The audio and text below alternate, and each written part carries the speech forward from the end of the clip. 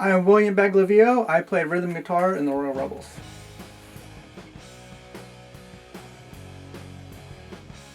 You know, we didn't have a lot of money growing up, so I listened to whatever my parents were listening to on the radio and the few albums that they had, which was a lot of Elvis, a lot of early Beatles, and then the rest of it was country.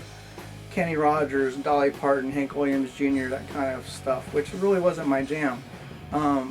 So that's what I grew up on, and it wasn't until I got older and actually went through the vinyl collection that my parents had, and towards the very back, hidden in the corner, I found all this stuff that was like, I never heard this. So there was The Doors and Janis Joplin and Sly and the Family Stone and Cream, and then in the very back I found Jimi Hendrix, and I started pulling out these albums and listening to them, and I fell in love, and I asked my parents, what the heck, why haven't you been playing this stuff?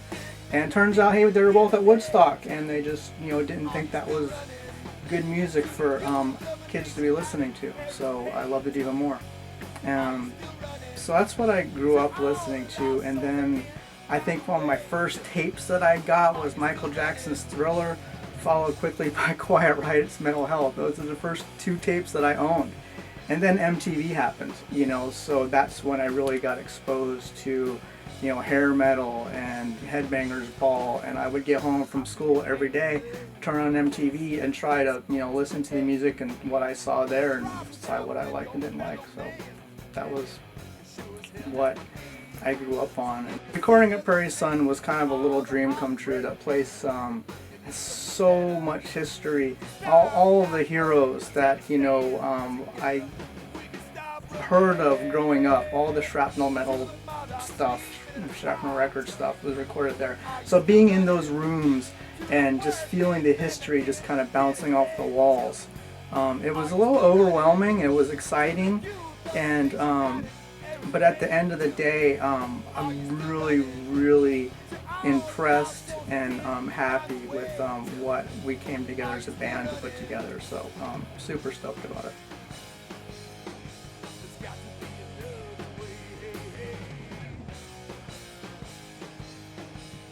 I want to say the stage. Love-hate relationship with the stage.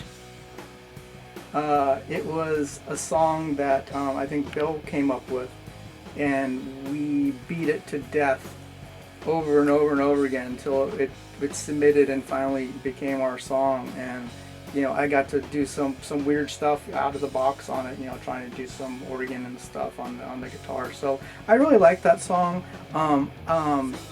Probably my favorite one is What You Got.